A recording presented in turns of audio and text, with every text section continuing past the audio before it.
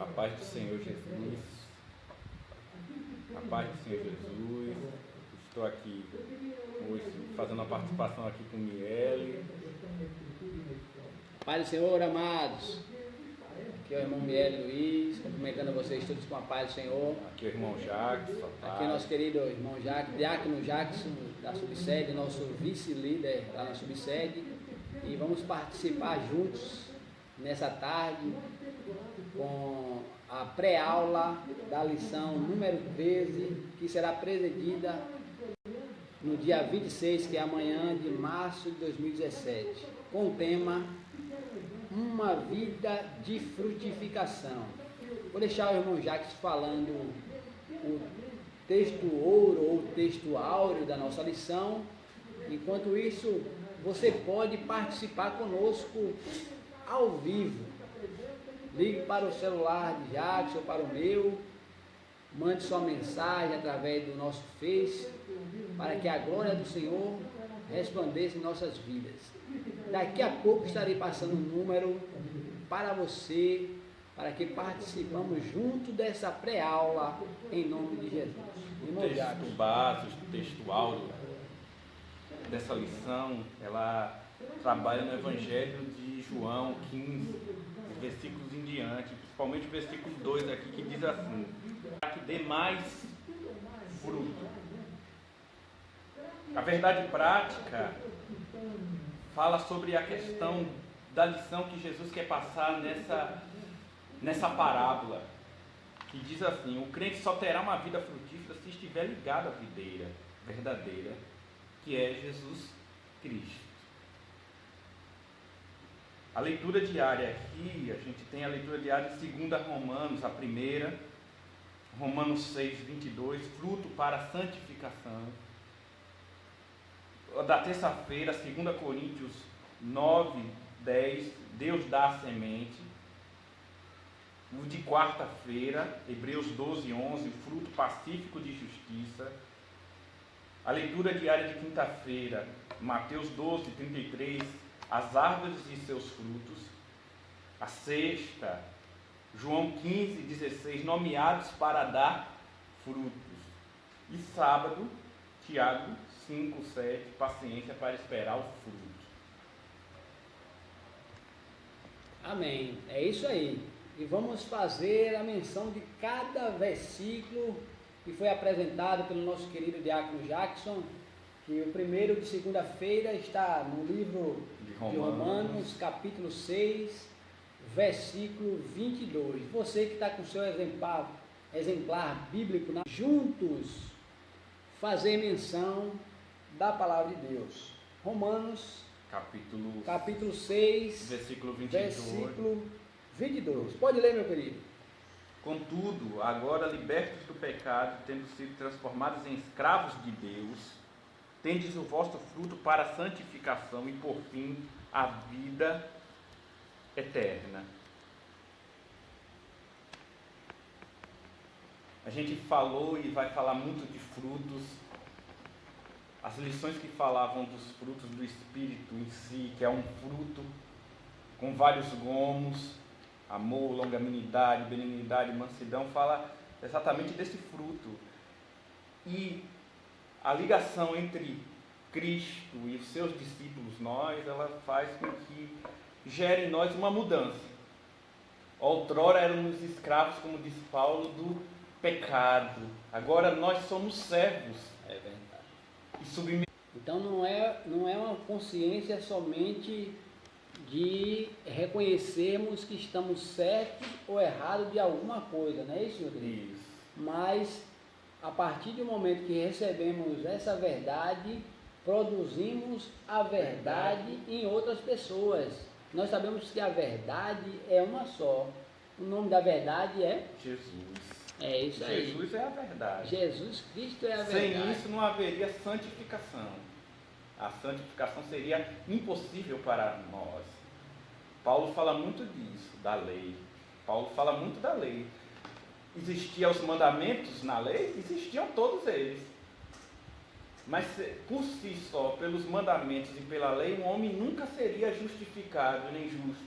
E seria impossível de que ele conseguisse, por ele mesmo, fazer boas obras. É o nosso pastor e é bonita. É como se você pedisse para um limoeiro dar frutos doces. Então, uma coisa básica e fundamental dessa lição é perceber que a nossa diferença é porque nós estamos enxertados, ligados com Jesus. E é impossível estar ligado com Jesus e não dar bons frutos. É verdade. É uma contrariedade. E fique bem claro isso, que esse produzir fruto não é de cada um de nós que somos zambuzeiros, mas é da videira verdadeira que é Jesus. Porque a seiva dessa videira permeia em nosso ser e aí produzimos bons frutos, não que a nossa essência é boa, porque não somos bons em nós mesmos, mas somos bons quando damos crédito à verdade bíblica e a vivenciamos. Esse é o maior efeito da relação entre Deus e o homem. O que é a ceifa? A gente lembra assim, simplesmente, mas isso aqui, até do colégio, quando pequeno, a ceifa ela serve para levar as proteínas para os ramos, para a árvore, ela faz essa ligação. Sem a seiva, morre. Então, o que era um homem depois do Éden? O homem foi destituído, o homem estava separado, era como se fossem ramos que foram cortados da árvore. A gente fala das consequências do pecado e principalmente a gente fala muito dessa questão do inferno, mas o castigo do homem foi estar separado da videira. Naquele momento o homem estava separado, irreconciliável com Deus. Era como se fosse um ramo fora da videira. E um ramo fora da videira é um ramo que vai secar. É um ramo que está sendo jogado ao léu. Então era isso que éramos nós. E até uma mensagem para as pessoas que estão ouvindo.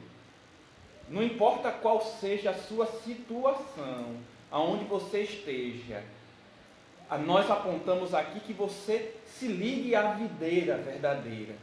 Que é Jesus. Que é Jesus. E os frutos que você não pode fazer, certamente, por obra dessa videira e por obra de Jesus, serão feitos. E durante a história da igreja a gente vai ver isso. Gente irreconciliável, gente adúltero, gente maldosa, gente cruel, bandida como Paulo, de matar, de oprimir, gente que foi mudado todos os seus atos. É bonito que Paulo é um desses que falam disso. Paulo, em Romanos 7, fala que aquilo que ele queria fazer de bom, ele não conseguia fazer.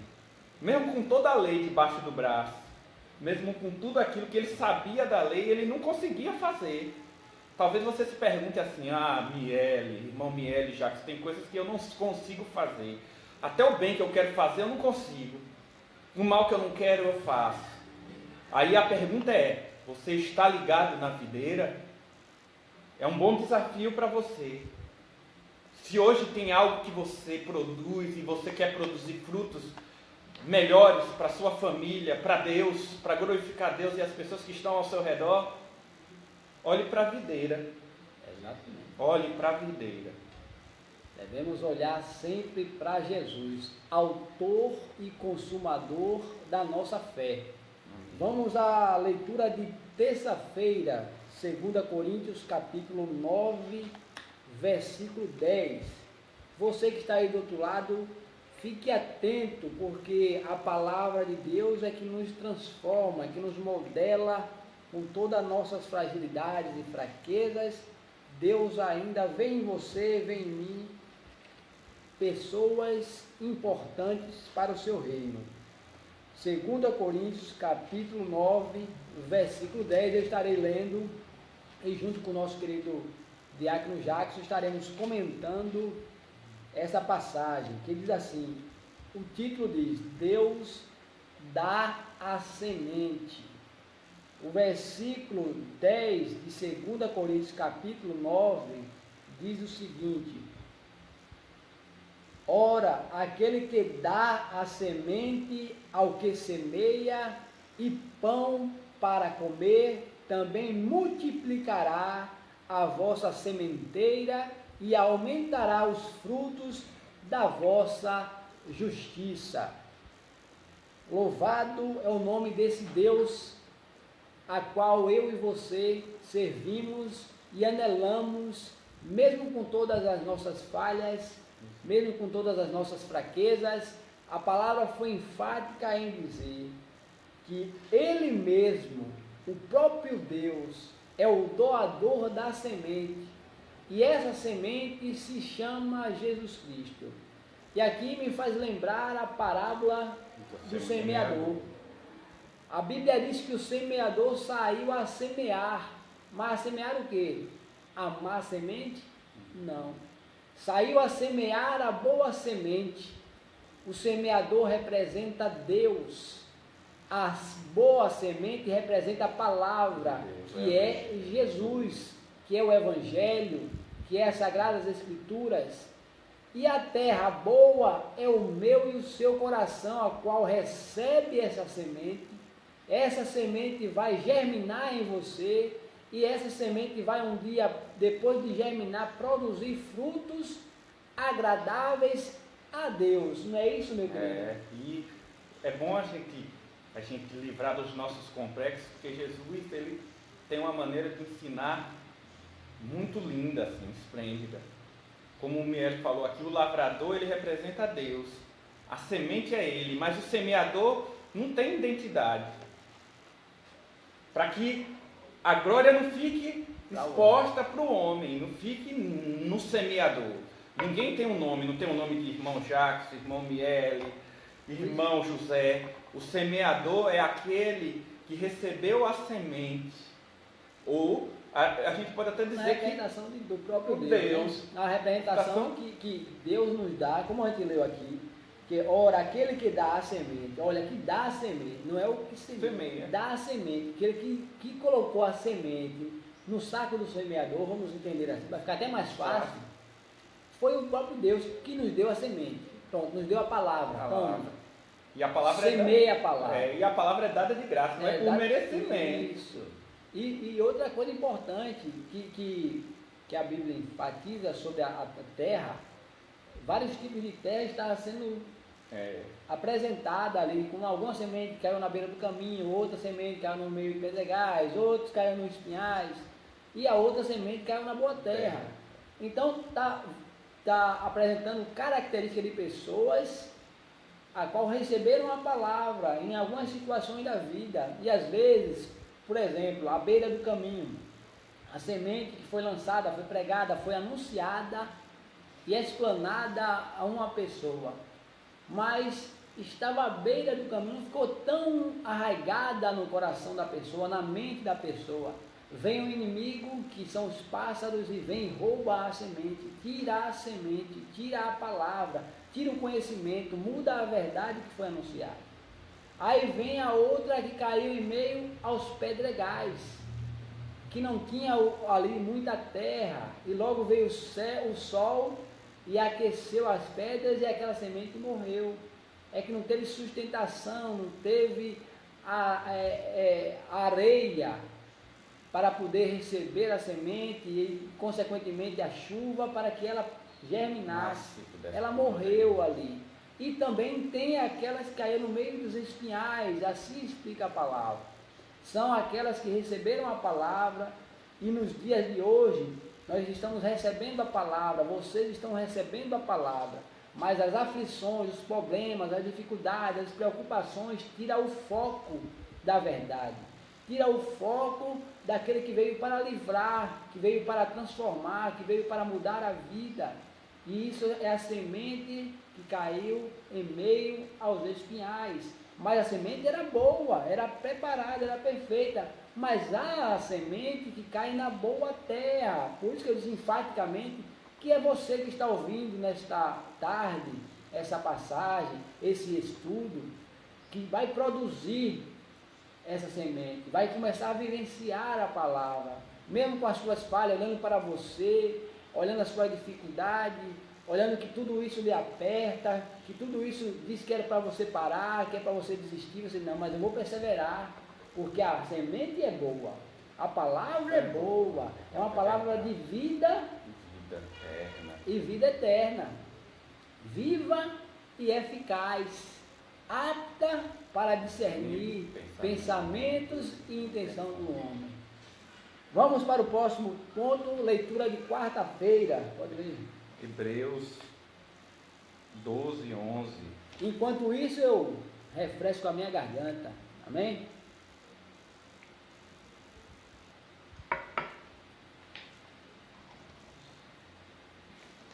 Toda correção, de fato, no momento que ocorre, não nos parece motivo de contentamento, mas de frustração. Mais tarde, no entanto, produz fruto de justiça e paz para que todo aquele que por ele, para que todos aqueles que por ela forem disciplinados. O fruto pacífico da justiça, da paz com Deus. Olha como é enfático, fruto pacífico.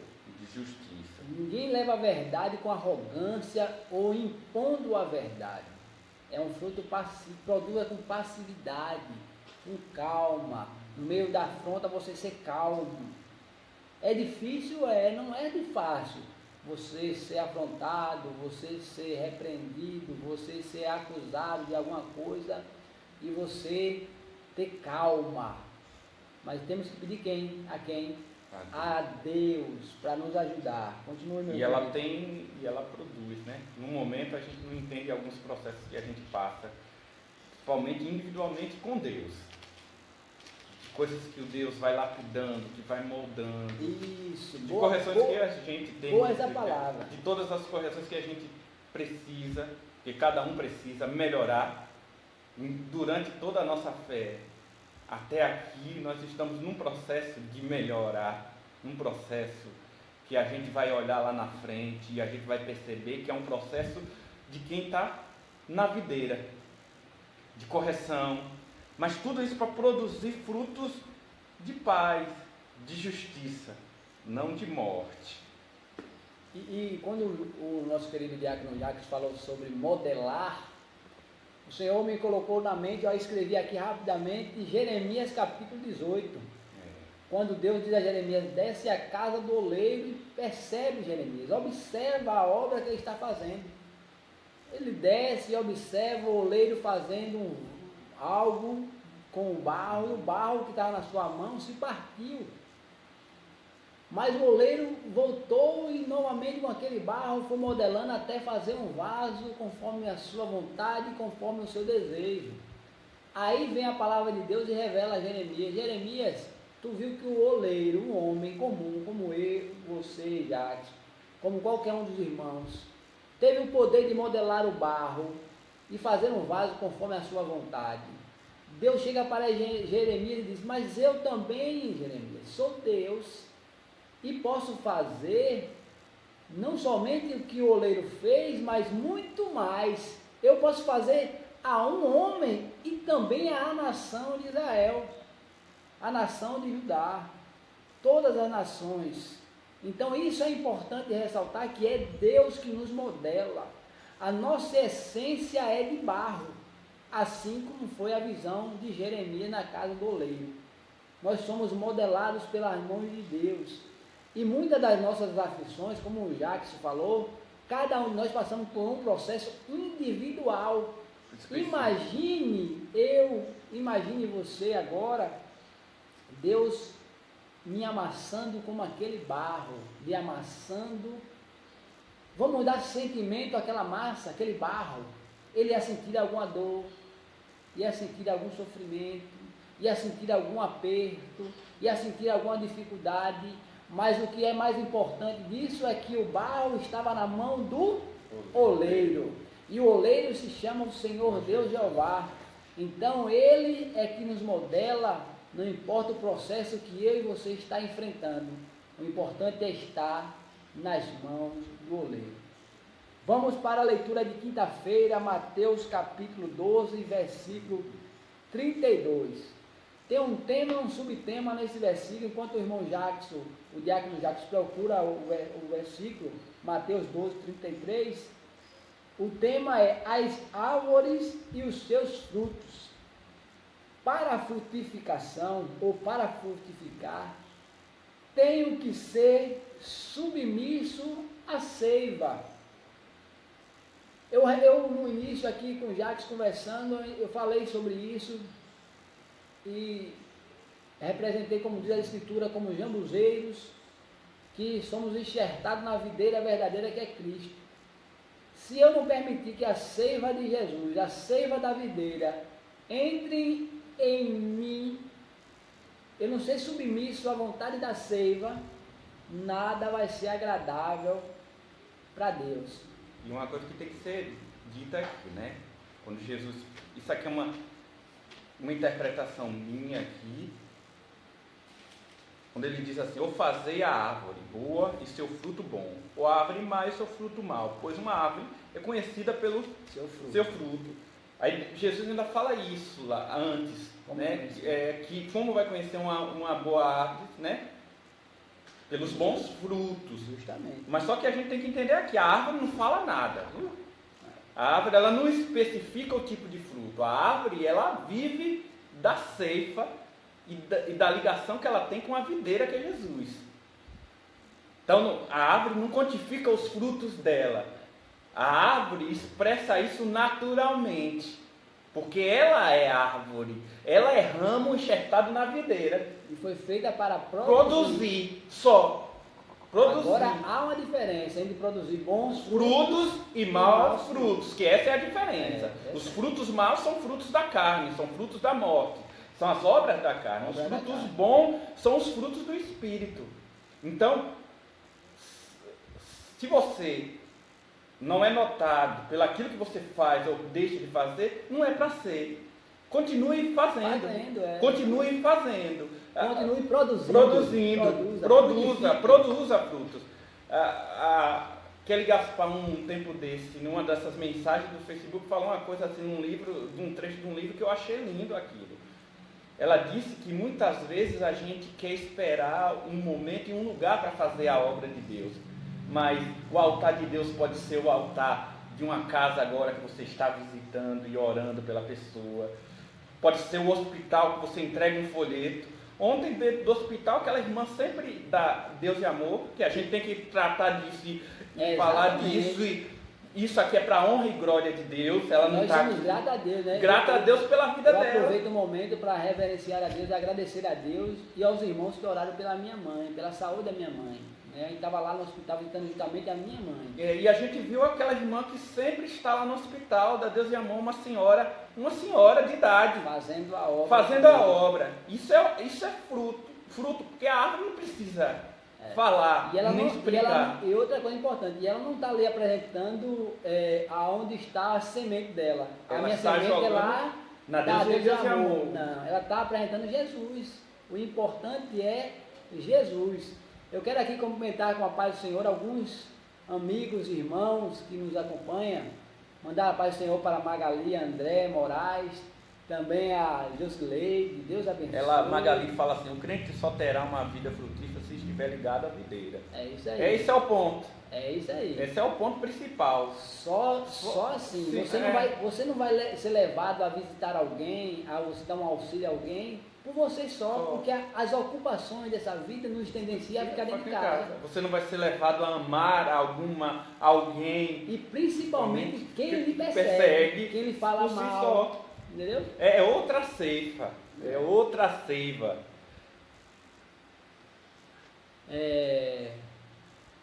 Tem algumas pessoas aqui que eu quero cumprimentar também. Samuel Oliveira, que Deus abençoe. Mara Alves, Deus abençoe, em nome de Jesus Cristo. Felismina Batista, Deus abençoe a você, a família, em nome de Jesus. Fique à vontade. Magali.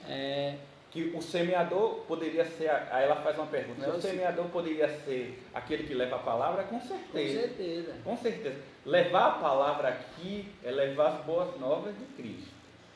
Você leva isso na palavra, nos versículos e nas suas atitudes. E no seu amor, na expressão daquilo que Deus fez por você. Às vezes você... É uma forma importante de ressaltar também, Diácono Jackson, que isso é uma forma de gratidão a Deus. Gratidão. Por exemplo, nós, todo ser humano, não merecia receber o que recebemos, que é a semente. Então recebemos a graça. É tanto que lemos aqui, na leitura anterior, em Romanos, em Coríntios, sobre não, como é que diz, não dá ocasião à carne, né? Não é porque estamos na graça que vamos dar ocasião à carne. No versículo 23 do Romanos 6, 9, se não me falha a memória, não é porque recebemos esse dom de Deus que vamos dar lugar a praticar as velhas práticas, que isso que ela contraria a nós, contraria a nossa própria, a essência da seiva em nós. Aqui é o 22 mesmo. Mas agora libertos do pecado, feito servo de Deus, tendo o vosso fruto para a santificação e por fim a vida eterna. Então, o fruto é para a santificação. Não é que recebemos algo de graça, que agora eu posso viver a vida de qualquer jeito.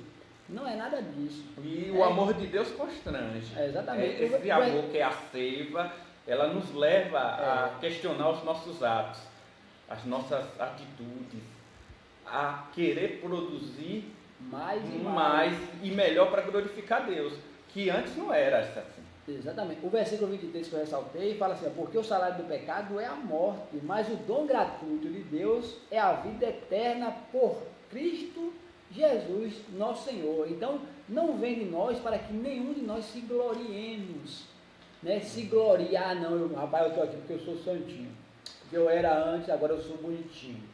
Negativo, nós não somos nada se Deus não fizer em nós. Nada. A nossa própria não é o que ele é como servo de Deus, se Deus não fizer na vida dele. Eu não sou nada se Deus não fizer. Porque há pontos que eu ainda estou em transcendência, em transformação, em modelagem.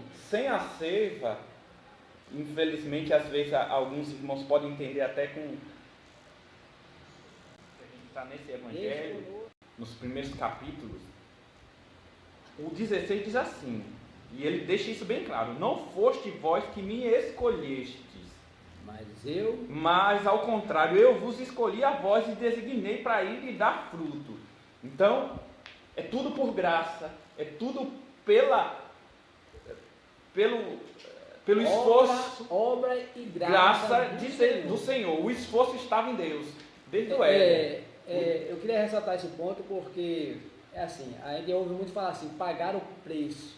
O preço foi pago na cruz do Calvário, mas temos que ter a nossa vida de dedicação, de oração, de leitura, de jejum, de consagração ao Senhor, para que estejamos nós agradando a Deus.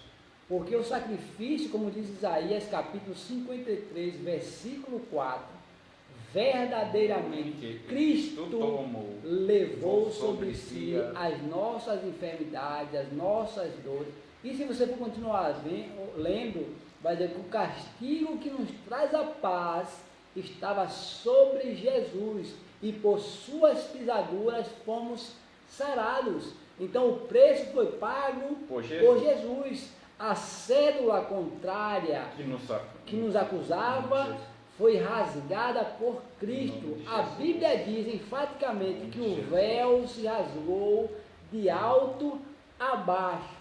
Quando você medita só nessa passagem que eu acabei de dizer, que o véu se rasgou de alto a baixo, está dando a entender que foi uma unção de cima para baixo, de Deus para o homem e não do homem para com Deus.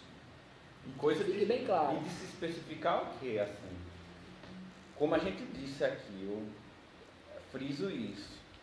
A árvore que Jesus relata, ela não fala dela mesma e nem do fruto. Justo. Ela simplesmente dá fruto porque a essência dela é dar frutos.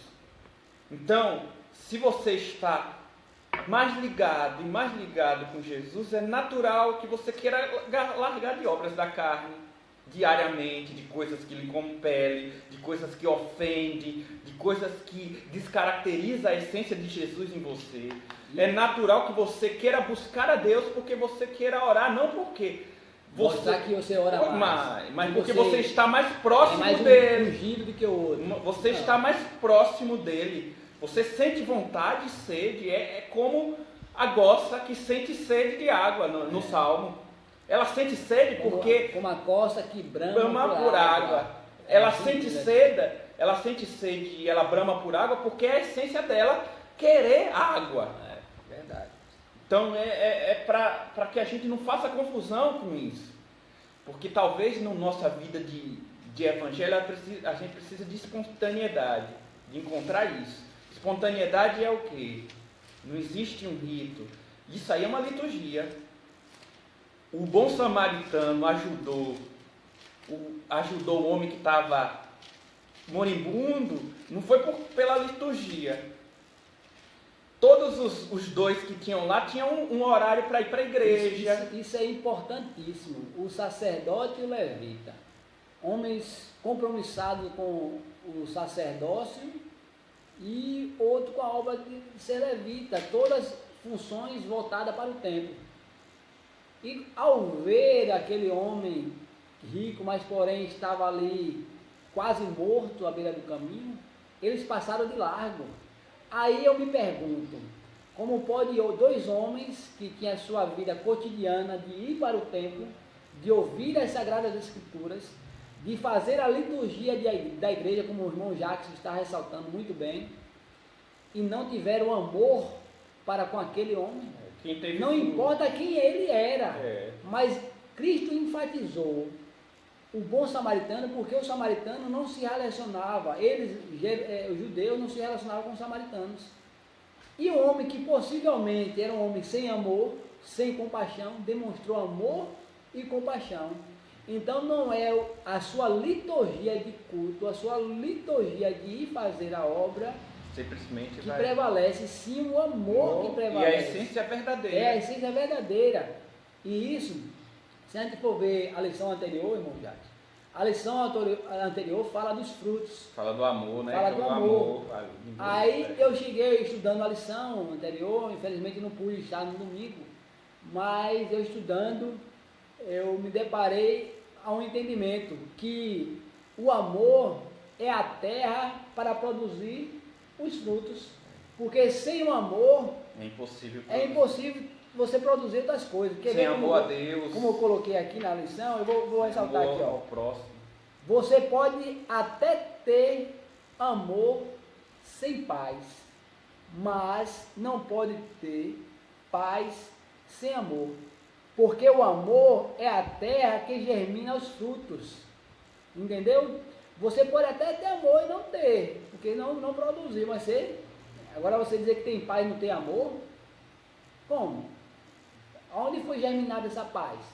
A paz tem que ser germinada no amor ao próximo, no amor ao Deus Todo-Poderoso. Amai a Deus sobre todas as coisas e ao teu próximo como a ti mesmo. 2 mandamentos, né? Nesse mandamento e a gente acha até meramente a paz do Senhor que você dá, o abraço, a oração.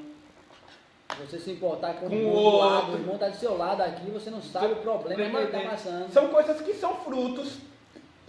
Por isso que naquele dia muitas pessoas vão ser contrariadas. Porque muitas pessoas vão estar contrariadas com aquilo que Deus vai dizer sobre os frutos. Porque fruto para Jesus é essência, verdade. É a simplicidade da verdade do Evangelho. Essa é a essência verdadeira. Está em atos que às vezes a gente até passa por cima, mas que expressam muito o amor. Foi o que aconteceu com o samaritano. Quem é a árvore aí? A árvore não falava nada. E você vê que no cenário, Jesus fala do samaritano, mas não fala. Ele foi lá, colocou o rapaz na hospedarias, curou das feridas, deu mas não sabe quem é ele. Mas não sabe quem é ele. Sabe que é um samaritano. Entre muitos samaritanos, era um samaritano. Então vá e dê frutos. Vá e dê frutos. Porque o Espírito Santo está dentro de você. Vai e dê frutos na sua família. Em nome de Jesus. Em nome de Jesus, vai e dê frutos. Porque o Senhor lhe fez para dar frutos.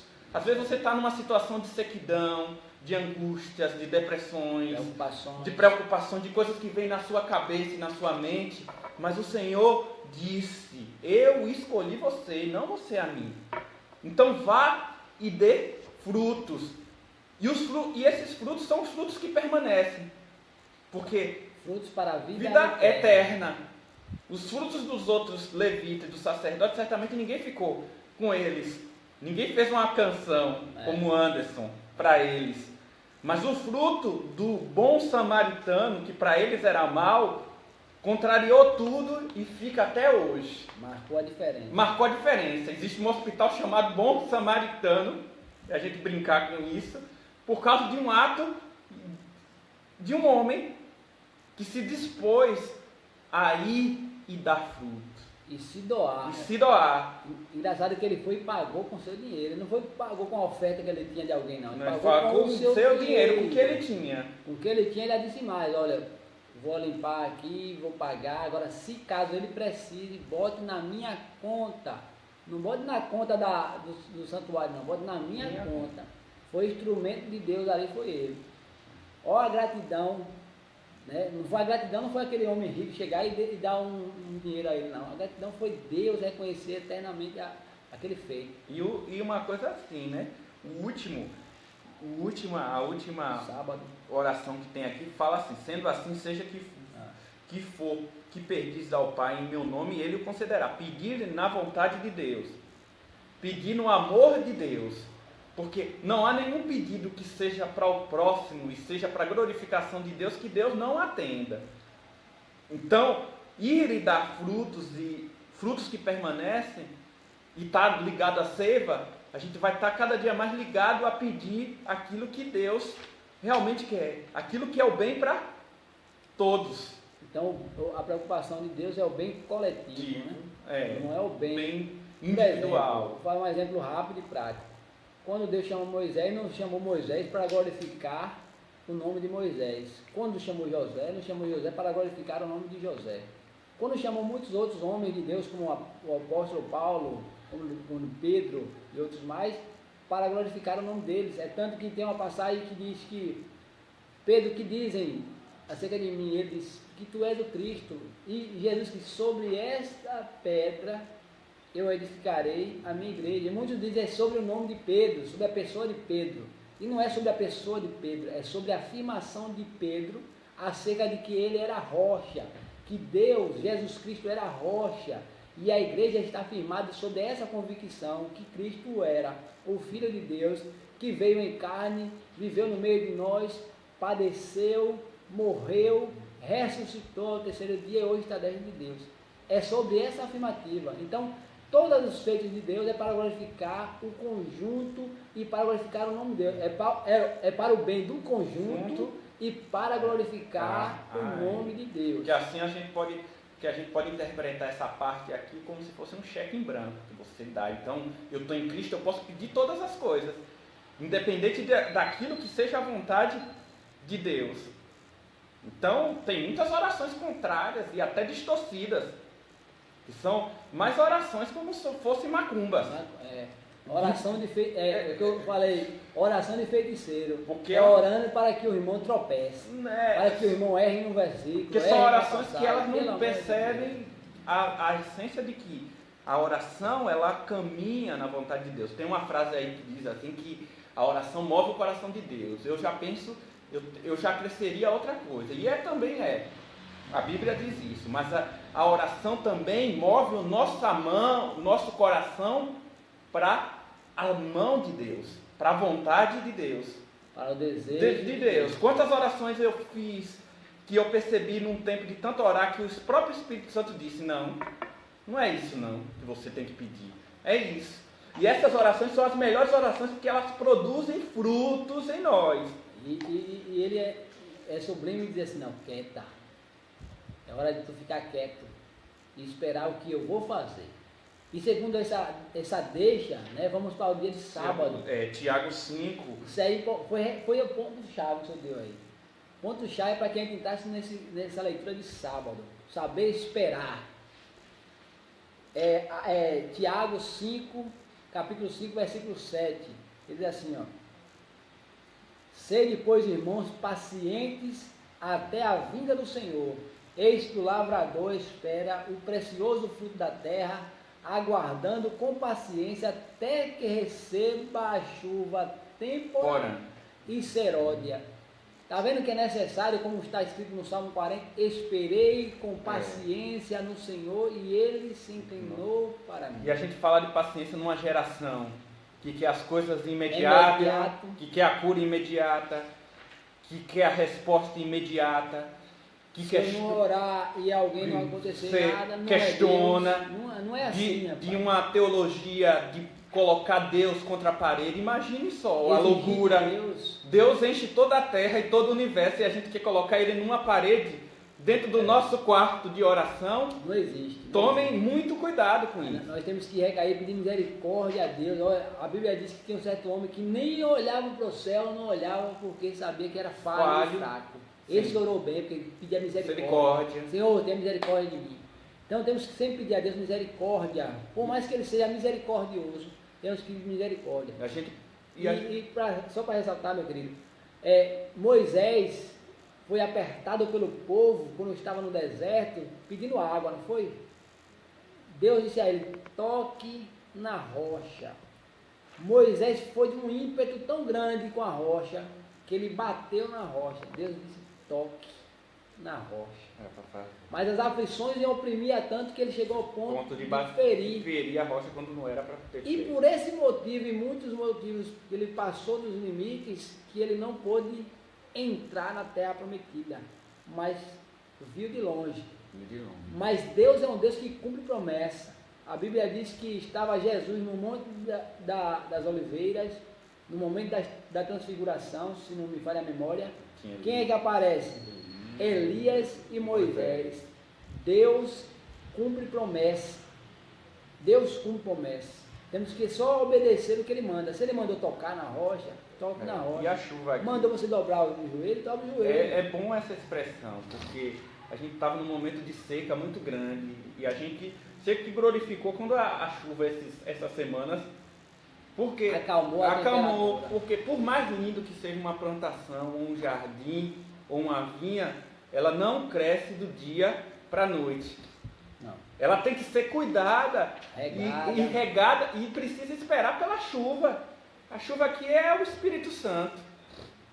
O orvalho que cai, que vai tornando aquilo que é seco em verde. Porque você pode estar numa situação que você tenha muitas coisas que estejam áridas e que demorem muito. Mas o Senhor é o Deus da promessa. O Senhor é o Deus da chuva que recai. Ele é o Deus da promessa e o Deus que cumpre a promessa. E o Deus que está acima da promessa. Deus não é homem para que minta, nem filho do homem para que se arrependa. Esse é o Deus que eu e você serve, amado. Vamos continuar que o tempo está voando, meu Deus. Voando. Leitura bíblica em classe. Está no livro de João, capítulo 15, versículo de 1 a 6. Vou ler o primeiro verso e aí a subsequência, nosso querido irmão Jacques, e a gente vai variando. Um versículo sou eu, um versículo é o nosso querido irmão Jacques. João, capítulo 15, versículo 1, diz assim: eu sou a videira verdadeira e meu pai é o lavrador. Toda vara que em mim não dá fruto, atira, e limpa toda aquela que dá fruto, para que dê mais fruto. Vós já estáis limpo pela palavra que vos tenho falado. 4. Está em mim e eu em vós, como a vara de si mesma não pode dar fruto, se não estiver na videira, assim também vós, se não estiverdes em mim. Eu sou a videira, vós as varas. Quem está em mim e eu nele, esta dá muito fruto, porque sem mim nada podereis fazer. Se alguém não estiver em mim, será lançado fora como a vara e secará. E os colhe e lança no fogo e ardem. Bem, meu querido, nossa lição desse trimestre está se findando, mas é uma lição excelente. Nós podemos ver aqui as obras da carne e o fruto do Espírito. Subtópico: como o crente pode vencer a verdadeira batalha espiritual travada diariamente. Nossa batalha, amados, não é somente no domingo, não é somente no dia da ceia, é todos os dias.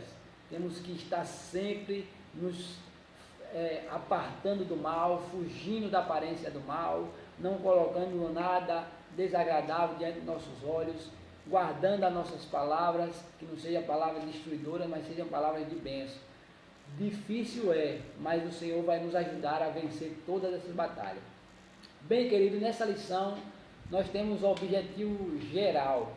Nesse objetivo geral é explicar que o crente só tem uma vida frutífera se estiver ligado à videira verdadeira. Os objetivos específicos é compreender a singularidade da videira e seus ramos.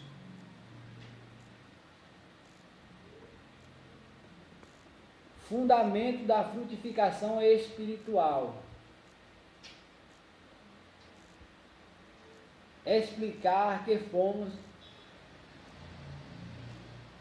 chamados para frutificar.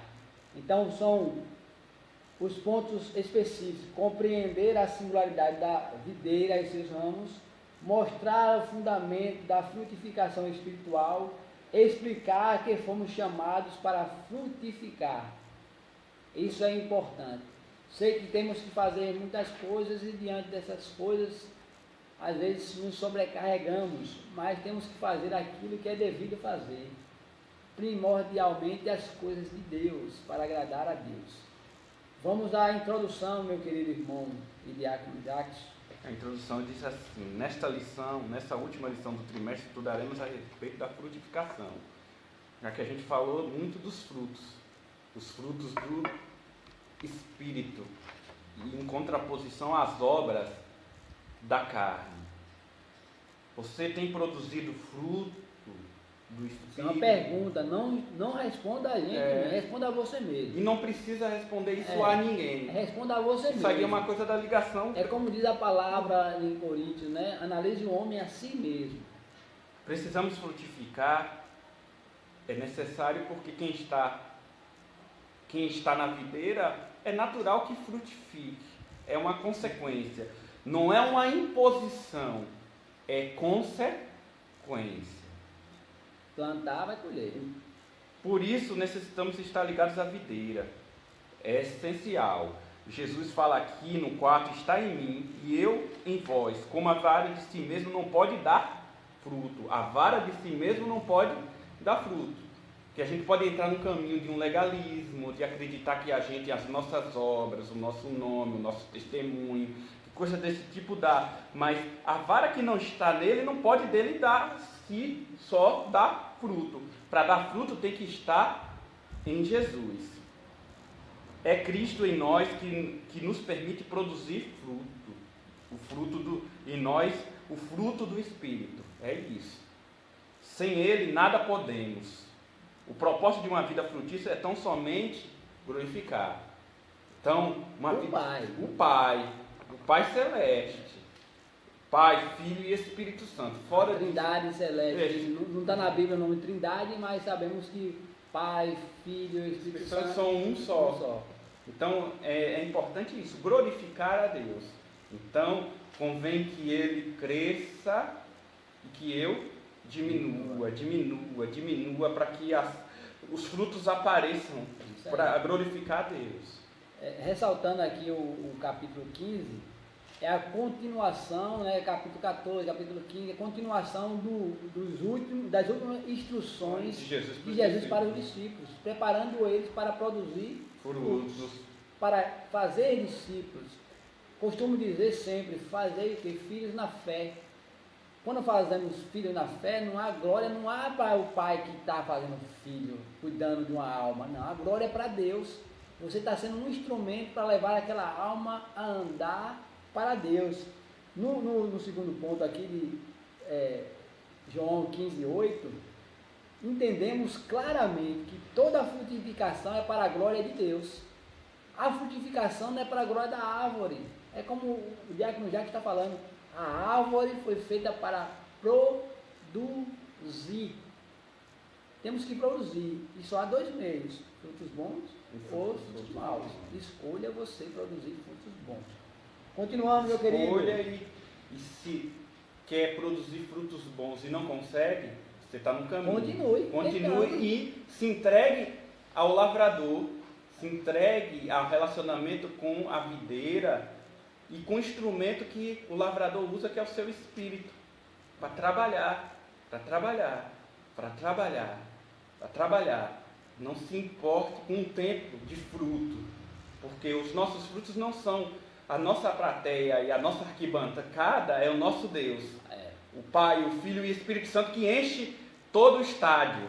Isso aí. Enche, se fosse o Santiago Bernabéu ou o Maracanã, encheria, porque a presença dele enche todo lugar. Então, as suas obras são para Jesus. E não importe do tempo, não importe o que é que seja feito, desde varrer a igreja, a entregar um folheto, a orar por alguém, intercessão no seu quarto, a estar na portaria, é para Jesus. É para Jesus. Para Jesus. Tem um hino de, acho que é de Trazendo a Arca, se eu não estou enganado, há muito tempo atrás, que fala assim, sobre pedindo a Deus para escondê-lo debaixo das suas asas. No Santo do Santo, a fumaça me esconde. A tua fumaça me esconde. Seus olhos não vê, debaixo de tua graça. É meu abrigo. O que ele está dizendo? Porque quem tem que aparecer é essa glória. É Deus que tem que aparecer. Não é você vai ser o instrumento, você está pregando, cantando, fazendo qualquer coisa, mas quem vai aparecer é o Senhor. Mesmo que para alguns você tenha o termômetro de medir essa glória, é se alguém glorifica ou não na hora que você prega, ou glorifica ou não quando você está cantando. O saudoso mas não é esse. Irmão Gesso, que a gente conhecia, Gesso Costa. Saudosa memória. Saudosa memória. Ele dizia isso porque aqui a gente está na mesa aqui, mas ele dizia assim que crescer para Deus é crescer. Exatamente. É o inverso do mundo. O mundo é subir um patamar, subir um palco, subir algo. Por isso que muitas pessoas confundem o lugar mais alto como um lugar de privilégio, de exaltação. Mas para os discípulos de Jesus é o inverso. E foi isso que ele falou para Tiago e para João. Olha, vocês não querem um do meu canto e um do outro, porque convém aquele que é menor é o maior. Então cresce para baixo. Maior, tem que ser o menor. Quer ser o primeiro, ser o derradeiro. Quer ser Senhor, ser servo de todos. Porque foi assim que ele fez. E permeando para esse ponto, meu querido irmão, eu entendo, se você está hoje, se eu sou um cooperador, eu tenho que ser humilde. Mas se eu sou um diácono, eu tenho que ser mais humilde do que um cooperador. Se eu sou um presbítero, eu tenho que ser mais humilde do que um diácono. Se eu sou um pastor evangelista, eu tenho que ser mais humilde do que um presbítero. E assim sucessivamente, à medida que você vai, vamos dizer assim, sendo consagrado, a sua tendência é se esquivar para servir os irmãos. E não o inverso disso. Nunca pense que você, ao ser consagrado em algo, você agora tem um mérito maior, você é mais importante do que os demais, e muito pelo contrário. E não confunda funções e coisas desse mundo com atributos de quem faz, frutifica. Não tem nada a ver. Porque quanto mais, aqui é essa escala, crescer, crescer, crescer, até ser dia perfeito. Isso, pegando por base até o próprio diácono Jackson pregando, ou foi o pastor falando, sobre o momento em que Cristo vai aos pés dos discípulos, unta o seu corpo com a toalha e prostrado diante dos pés dos discípulos, começa a lavar os pés dos discípulos. Um certo homem chamado Pedro disse: longe de mim que o Senhor faça tal coisa, porque o Senhor é mestre de nós. Ele disse: disseste bem, sabe vós que sou Senhor e mestre de vós, mas eu faço isso para vos dar exemplo, para que assim como eu vos faço, sendo mestre e Senhor de vós, fazeis uns para com os outros. O que é que eu entendo com isso? Que o meu irmão e diácono Jackson, eu tenho que ser submisso a ele, eu tenho que servir a ele. O meu irmão e diácono Eduardo, eu tenho que ser servo dele. O meu irmão e diácono Edilson, eu tenho que ser servo dele. O meu irmão e cooperador Marley, eu tenho que ser servo dele. O meu irmão e cooperador Jorge, eu tenho que ser servo dele. Todos, independente de ter uma posição ou não, servo de todos, conservo o vosso. E a gente sabe que é muito difícil. A gente sabe porque para a natureza do homem é o quê? Lúcifer se orgulhou. Isso Qual é a diferença? É um perigo. O orgulho, a questão de se glorificar. E como é que Deus subjugou? Jesus subjugou todas as obras do mal. Ele não teve por usurpação ser Deus, ainda sendo Deus. Isso é. E aniquilou-se a si mesmo, tomando forma de homem e sendo servo nosso. E ser forma de homem é ser menor do que um anjo. Sendo que ele estava numa escala muito maior do que isso. Imagine aí. Quer dizer, ele venceu aquilo que Lúcifer, que estava dentro do céu, não conseguiu. Porque, por causa do orgulho, por causa da predisposição, que é uma predisposição, e é esse o pecado que talvez foi um dos primeiros pecados que ele introduziu na humanidade. Essa questão de querer, de independência de Deus. Vou ler aqui para vocês entenderem. Filipenses capítulo 2, versículo 5 a seguir. De sorte que haja em vós o mesmo sentimento que houve também em Cristo Jesus, que sendo em forma de Deus, não teve por usurpação ser igual a Deus, mas aniquilou-se a si mesmo, tomando a forma de servo, fazendo-se semelhante aos homens. E achando na forma do homem, humilhou-se a si mesmo, sendo obediente até a morte. E morte de cruz, morte de maldição. Foi maldito por causa dos meus pecados, por causa dos seus pecados. Isso é importante ressaltar. Tem uma canção também que diz assim: quando o meu eu e o meu orgulho se misturar com as águas do rio, então sumirei. Como Naamã, curado sou. Eu abro mão de tudo que sou.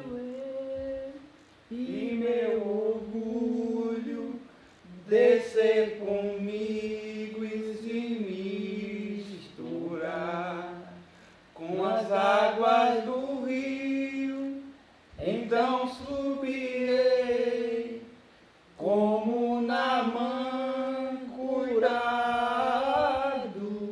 Tá vendo?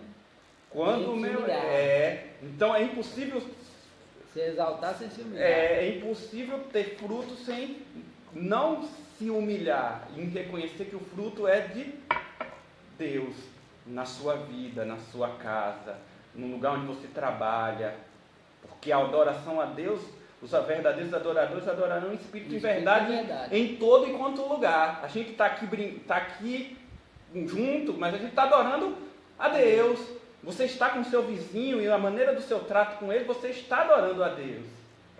É isso aí. Primeiro, e eu acho que vai ser o último dessa nossa apresentação, não sei se já continua ainda, aqui às 18 horas. A gente vê até umas 18h30, 7 horas. Então estaremos com você até 18h30, estaremos orando por você, equipe de oração, Magali e André. Não se preocupe que estaremos orando por mais no final dessa pré-aula. Vamos ao primeiro tópico, e desse primeiro tópico há 3 parágrafos importantes.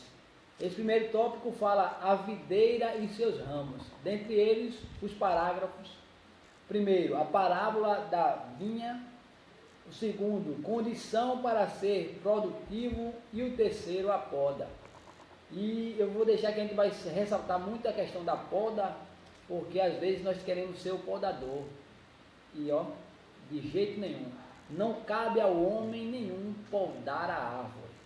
Vamos lá ao primeiro parágrafo, a parábola da vinha. No texto da leitura bíblica em classe encontramos uma parábola, ou alegoria a respeito da videira.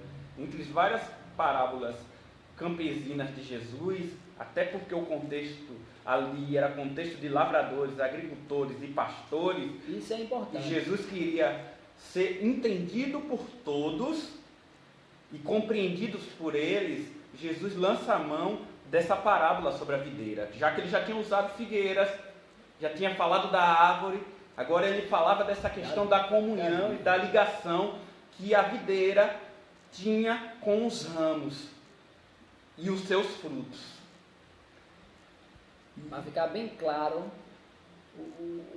o ensinamento para aquela região, ele usou a vinha. Poderia usar outras coisas, porque Jesus era um mestre por excelência. Mas ele usou aquilo para captar e para que todos entendessem. A essência A da essência. mensagem. A videira é o próprio Senhor Jesus Cristo, e os ramos são todos os discípulos de Cristo em todos os tempos.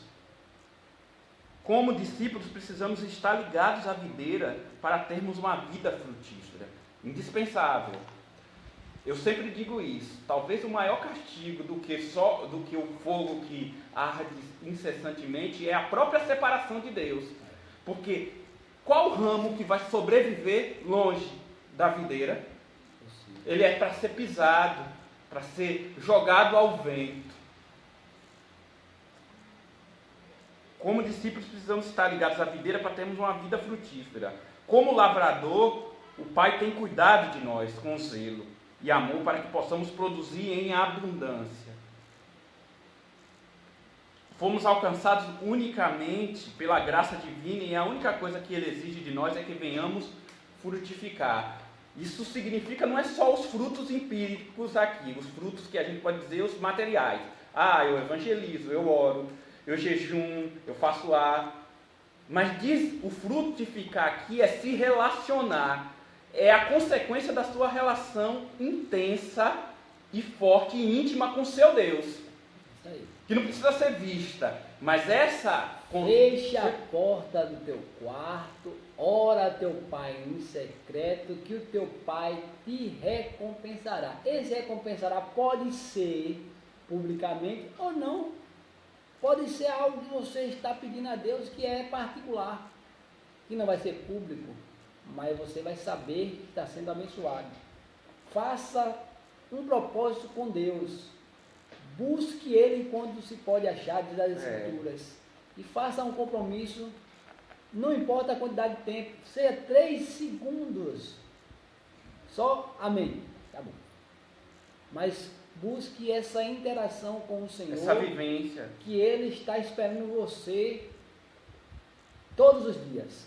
Eu quero agradecer também a nossa querida irmã Adriana Oliveira. Deus te abençoe em nome do Senhor Jesus Cristo. Estamos juntos e a glória do Senhor está no meio de nós. Continue. A gente vai para o parágrafo 2 aqui, condição para ser produtivo. Segundo os agrônomos, a videira leva 3 anos para dar os primeiros frutos. As uvas não nascem logo depois da semente germinar no solo. Fala a respeito de tempo aqui. A gente falou até de Tiago 5, 7 do tempo. Não existe fruto do dia para a noite. Não. Os frutos, eles têm sempre algo anterior, uma vivência, uma relação anterior.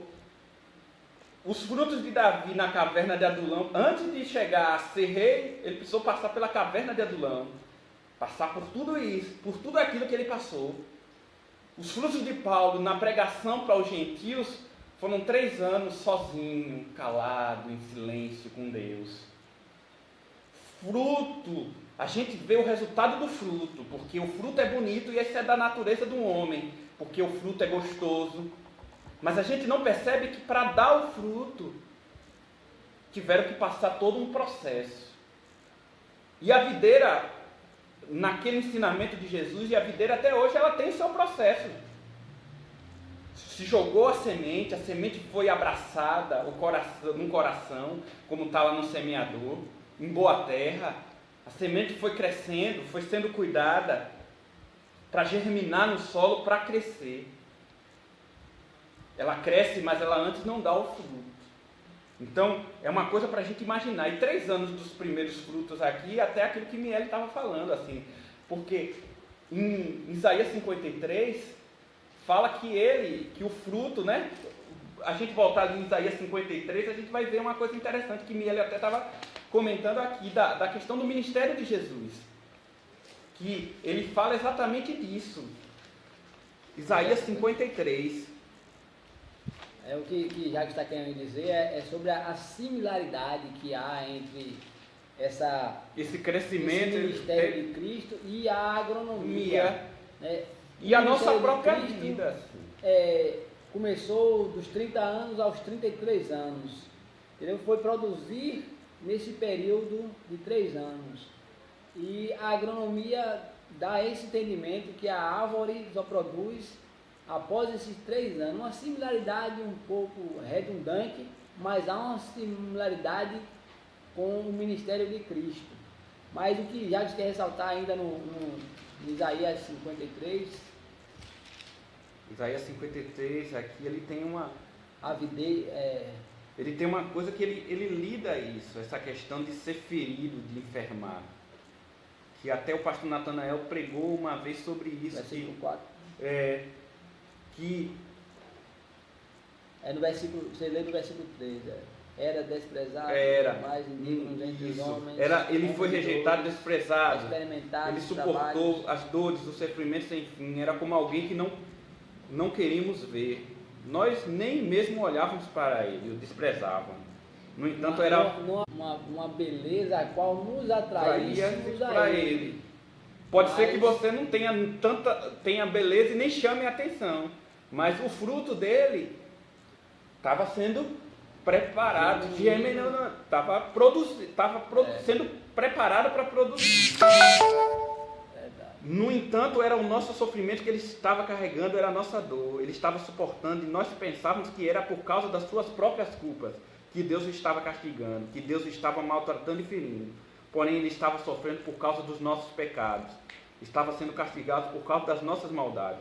Nós somos curados pelo castigo que ele sofreu, somos sarados pelos ferimentos que ele recebeu. Todos nós éramos como ovelha que se havia perdido a cada um de nós. Seguiu o seu próprio caminho, mas o Senhor castigou o seu servo e fez com que ele sofresse o castigo que nós merecíamos. Ele foi maltratado, mas aguentou tudo humildemente e não disse uma só palavra. Ficou calado como um cordeiro que vai ser morto, como uma ovelha quando corta a sua lã. Foi preso e condenado e levado para ser morto, e ninguém se importou com o que ia acontecer com ele. Ele foi expulso do mundo dos vivos, foi morto por causa dos pecados do nosso povo. Foi sepultado ao lado dos criminosos, foi enterrado com rico, embora nunca tivesse cometido crime nenhum, nem tivesse tido só uma mentira. O Senhor diz: eu quis maltratá-lo, quis fazê-lo sofrer, e ele ofereceu a sua vida como sacrifício para obração, tirar pecados, e por isso terá uma vida longa, e verá os seus descendentes. Ele fará com que o meu plano dê certo, e depois de tanto sofrimento ele será feliz. Por causa da sua dedicação ele ficará completamente satisfeito. O meu servo não tem pecado, mas ele sofrerá o castigo que muitos merecem, e assim os pecados deles serão perdoados. Por isso eu lhe darei uma honra, ele receberá a sua recompensa junto com os grandes e poderosos, pois ele deu a sua própria vida e foi tratado como se fosse um criminoso. Ele levou a culpa dos pecados de muitos e orou pedindo que eles fossem perdoados. Aumente a sua barranca e torne ainda maior o lugar onde você mora, e não faça economia nisso. Encompride as cordas da barranca e pregue as estacas aqui. Pronto. Por isso lhe darei honra. O fruto das suas mãos ele se agradará. Então quando ele foi machucado, muitas vezes na videira tem isso, assim, ela precisa ser machucada. E se a gente for ressaltar bem profundamente as escrituras, a gente vai ver na época dos sacrifícios, quando era necessário sacrificar pelo sacerdote, era necessário sacrificar pelo povo, o que é que buscavam? Buscavam um cordeiro sem mancha, sem mácula, de 1 ano, macho, todo puro, sem nada imperfeito, para que fosse sacrificado, para que alguém fosse livre daquele pecado. E aqui Cristo representa aquele cordeiro representa esse Cristo a qual estamos falando aqui, que fez tudo, padeceu tudo, e ele aceitou como um cordeiro mudo, né, sem dizer nada, sem gemer, sem lutar contra aquele sofrimento que sobrevia sobre ele, para salvar a minha e a sua vida. O lavrador aprove germinar pela atuação do Espírito Santo, ele e Maria crescer, ir para o ministério, estar com seus discípulos naqueles 3 anos, para que naquele momento na cruz do Calvário o fruto fosse feito. E o fruto é você, e o fruto sou eu. Exatamente. O fruto é você. E não pense que não foi com machucados.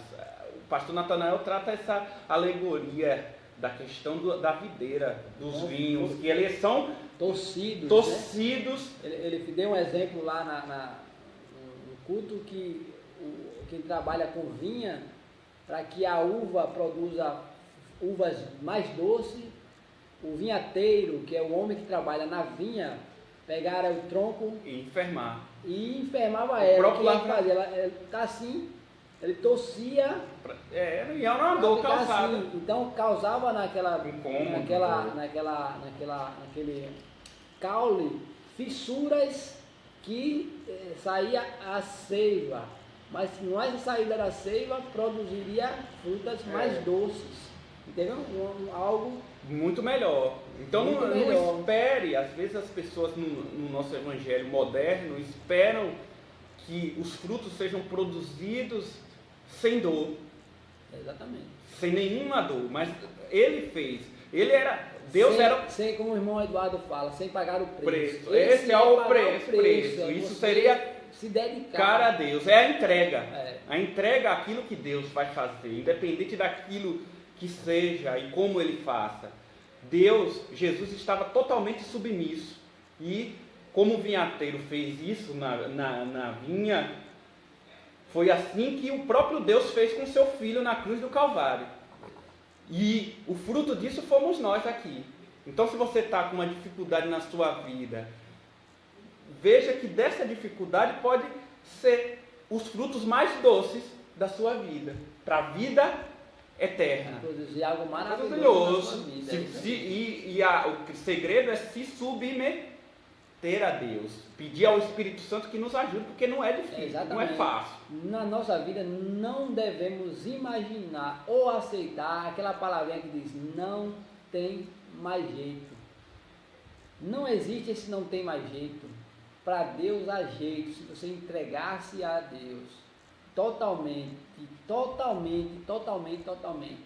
você vai padecer muitas coisas, mas você vai produzir algo digno, como a Bíblia diz, né? João falava, vai e produza frutos dignos de arrependimento. Pregava sobre o arrependimento. Aí, muitas vezes, as pessoas não entendem o que é o pedir perdão. O pedir perdão não é você que, eu vou pedir perdão ao outro porque nunca vou errar mais. Né? Você vai errar. Você é tendencioso a errar. Nós todos somos tendenciosos a errar. Mas o pedir perdão já denota-se que você reconheceu a sua fragilidade, reconheceu a sua falha. Esse é o primeiro princípio de transformação. Vamos para o terceiro tópico, a poda. Eu vou ler e Jackson vamos comentar juntos, porque essa parte da poda é importantíssima também, como as demais outras partes. Terceiro parágrafo, a poda. Podar é aparar os ramos que estão atrapalhando o desenvolvimento da planta. No decorrer da vida cristã, pode parecer que alguma pessoa, algum discípulo que são representados aqui pelo ramo, está dificultando o andamento da obra. Não vejo na Bíblia, não vejo nas Escrituras, nenhum outro ramo com a tesoura de podar para cortar o ramo. Não tem. Vamos continuar. A poda ajuda a produzir novos ramos, fazendo com que a produção de frutos seja maior.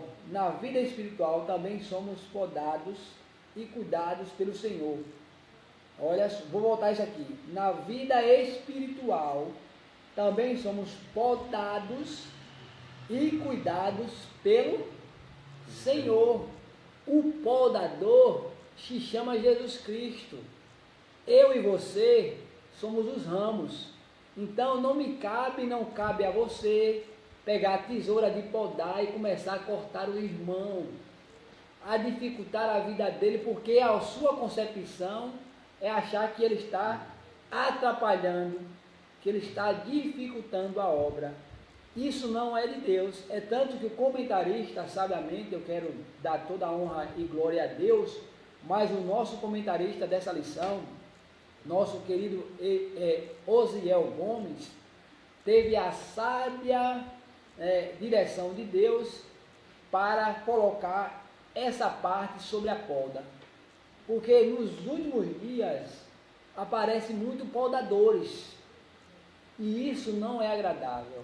Eu tenho que ajudar o meu irmão sendo um ramo. Imagine um ramo. Quantas vezes você passa e observa uma árvore e às vezes uma árvore quebra um galho, né? Ela torce, quebra, e a outro galho sustenta esse galho. Eu lembro quando eu era menor e no terreno da minha mãe tinha um pé de manga, que eu gostava, manga espada ou manga gostosa. E certa vez eu sempre ia no pé de manga e peguei numa galha, a galha quebrou. E ela ficou torcida, não quebrou para arrancar da árvore, não, ela só fez uma fissura. E depois de alguns dias, na época já das mangas, aquela galha que teria se rompido estava reforçada, porque outras galhas sustentaram ela. Eu estou fazendo uma alusão para quem entendeu o propósito de nós como ramos, de um sustentar o outro. Porque quem vai podar não sou eu, não é você. Quem vai podar se chama o Senhor, como o comentarista foi sábio em colocar aqui. Isso eu queria ressaltar, porque isso é muito importante. Para terminar, e para Jacques também comentar, diz assim: contudo, se depois de cuidados não produzir frutos, não resta alternativa a não ser o corte e o descarte ao fogo. João 15:2. Na vinha do Senhor não há ramos para enfeitar, todos precisam ser frutíferos. Diante da leitura de João 15, versículo 2, nós encontramos duas qualidades de frutos, ou melhor, duas qualidades de ramos. São ramos que frutificam e os ramos que não frutificam. Mas o ramo que frutifica não está autorizado por Deus para cortar o ramo que não frutifica. Não está arraigado e autorizado por Cristo. Quem vai podar se chama Jesus Cristo. Que fique bem claro essa palavra, em nome de Jesus. Diácono Jacques, o que é que o senhor ainda acrescenta sobre a poda? Aqui isso, né?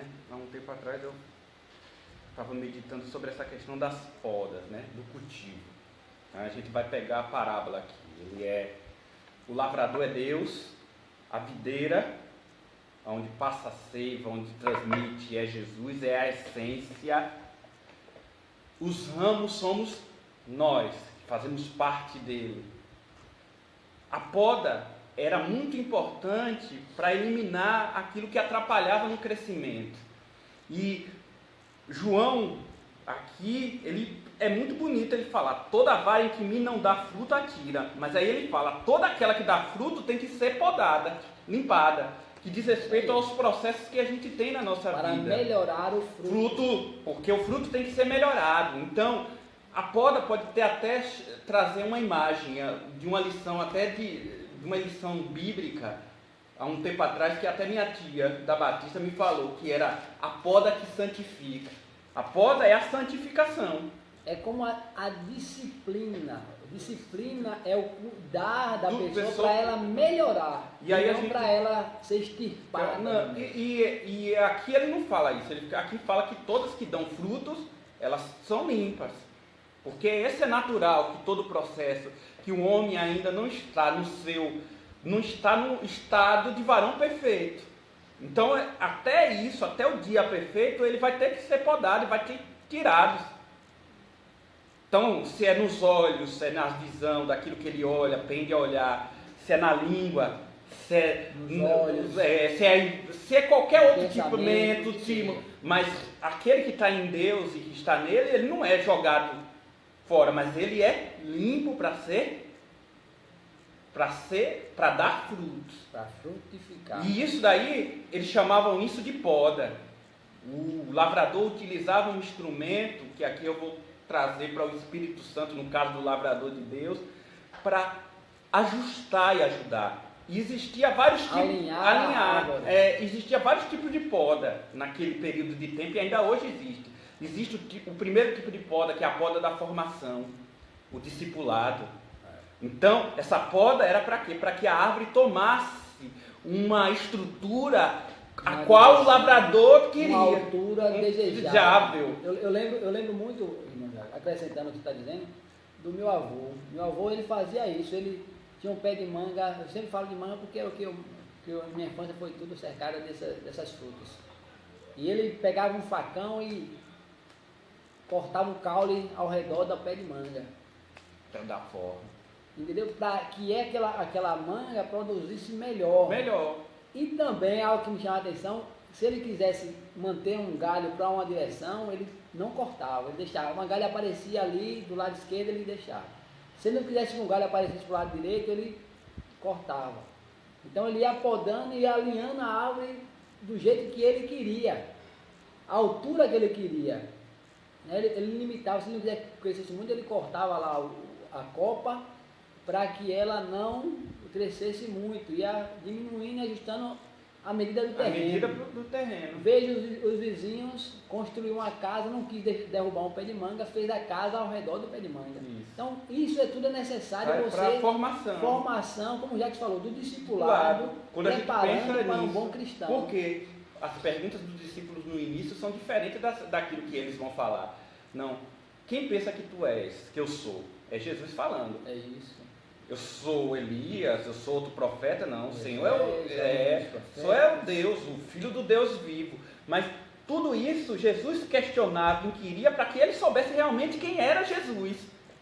E isso é dos primeiros passos do discipulado, da nossa conversão, da nossa justificação, da santificação, do nosso conhecimento sobre a pessoa de Jesus e a sua importância na nossa vida.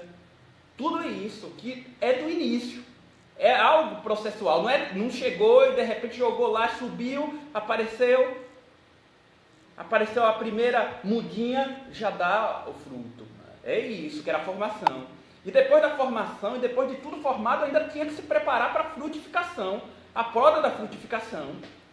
É isso aí. Que a gente pode perceber, aqueles homens viveram com Jesus, alguns andaram com Jesus, viram os milagres com Jesus, mas só depois da descida do Espírito Santo é que eles estavam próximos para frutificar.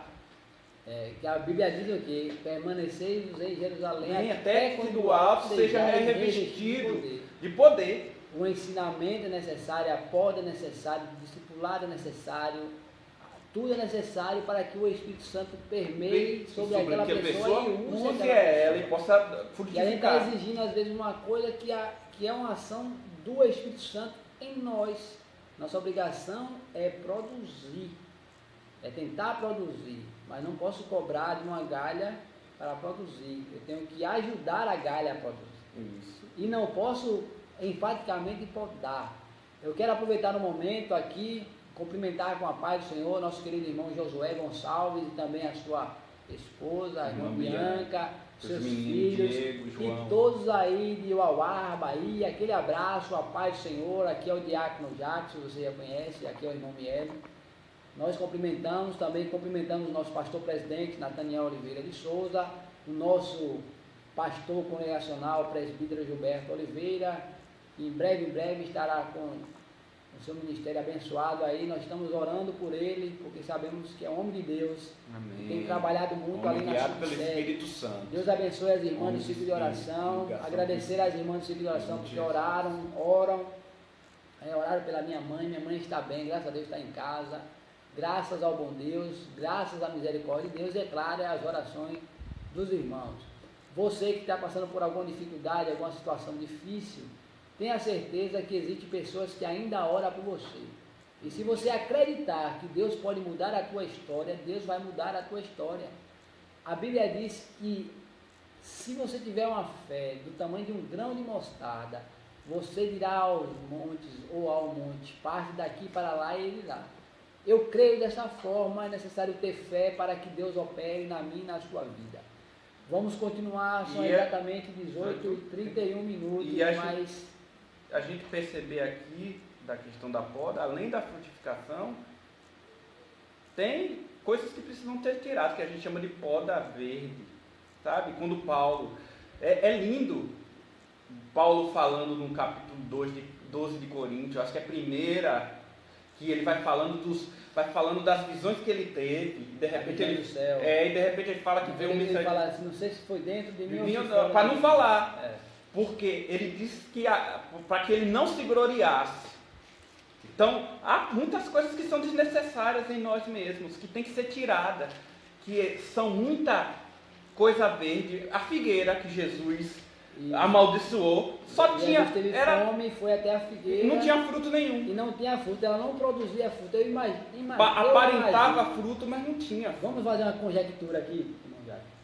Imagine a videira que foi feita para produzir, sabendo que o Filho de Deus vai chegar ali, vem o Filho de Deus. Vem o Filho de Deus. Imagine a força que ela estava fazendo para produzir frutos. Ela queria produzir, mas não conseguiu produzir. Que tinha que ter feito todo esse processo antes. Todo esse processo. Era um processo que não era de dia. Entendeu? E a gente vai perceber. Assim é a nossa vida espiritual. Nós vamos nos esforçar a produzir frutos. O que é frutos, amados?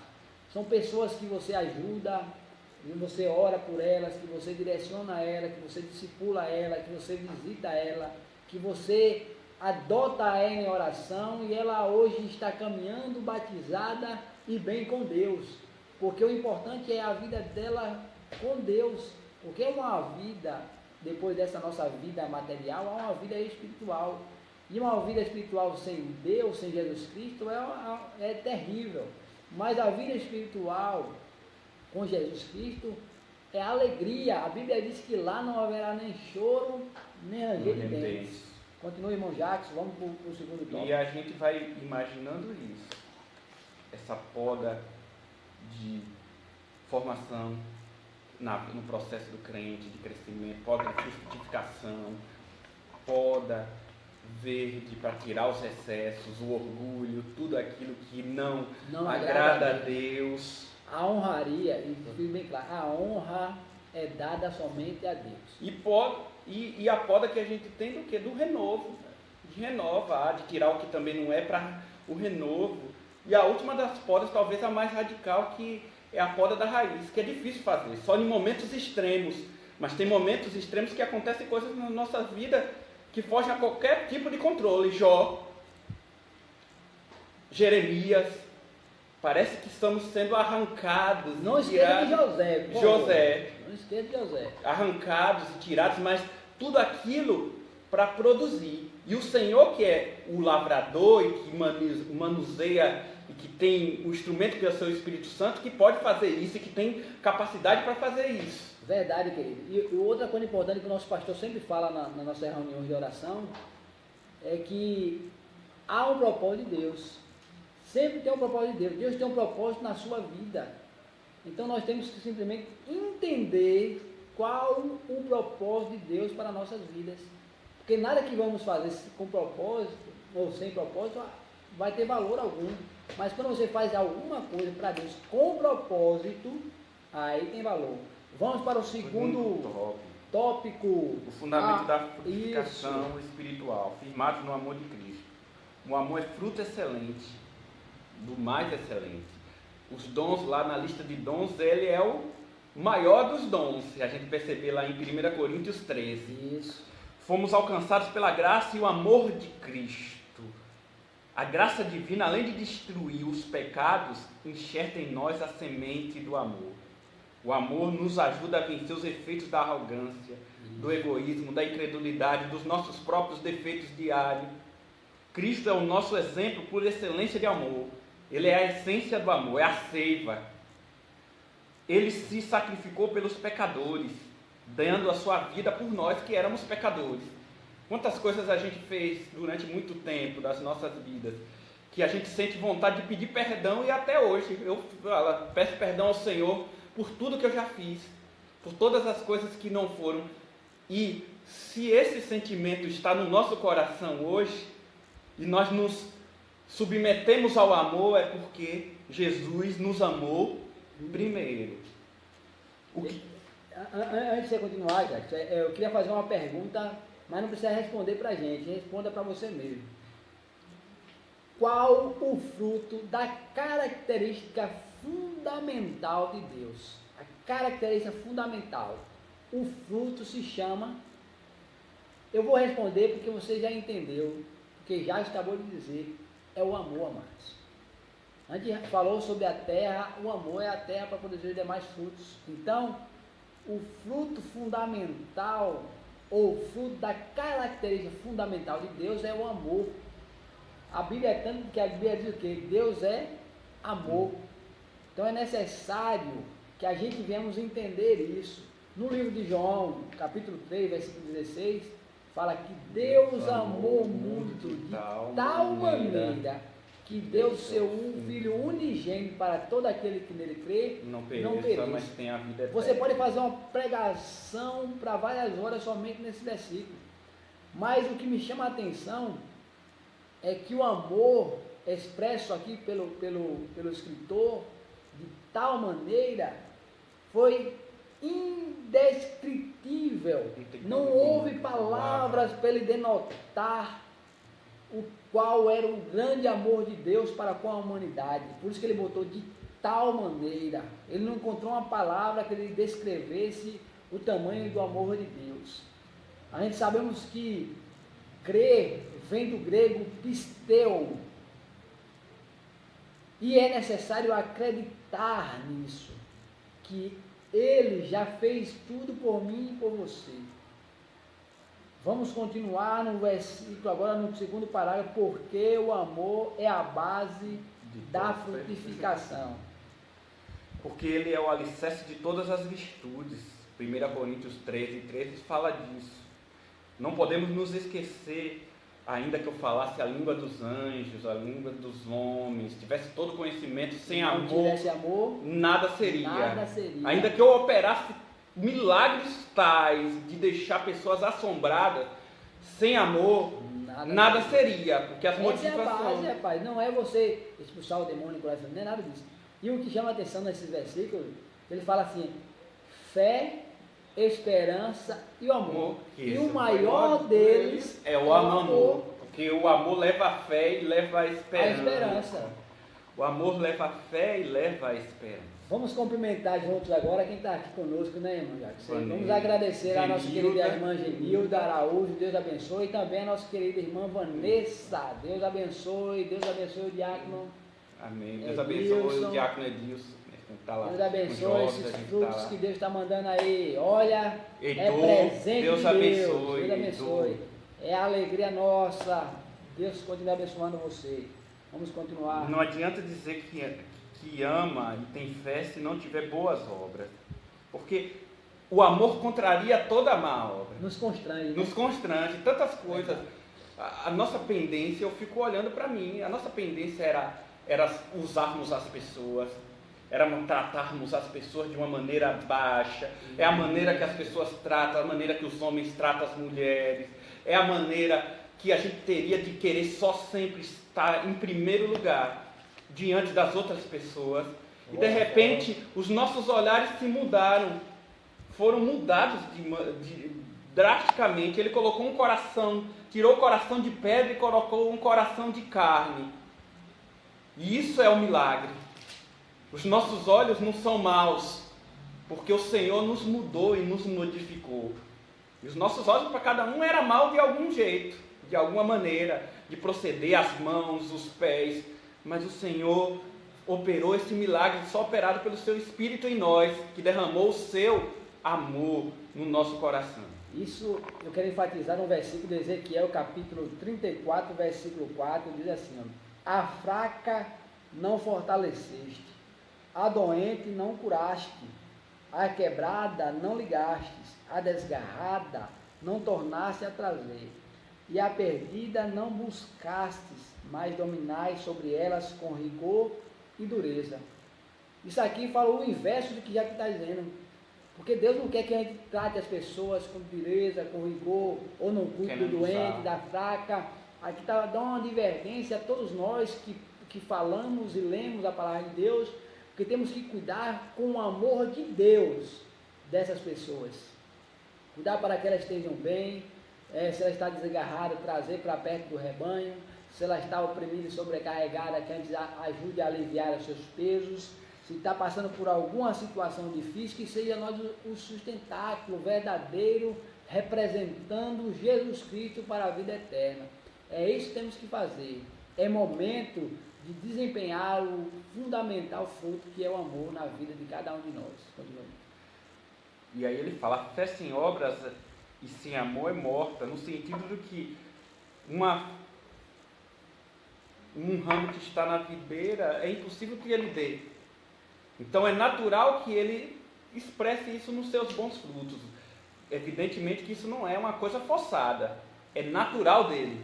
É natural olhar para alguém que está do seu lado, abatido, e estar com ele, se alegrar com ele, mas também chorar com ele.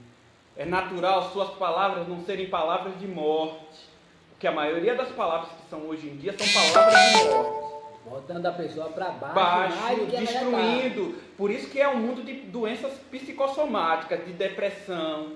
Eu quero ressaltar uma palavra que os apóstolos falavam com algumas pessoas que estavam. Na passagem que Pedro chega a entrar no templo e tem um mendigo, um paralítico,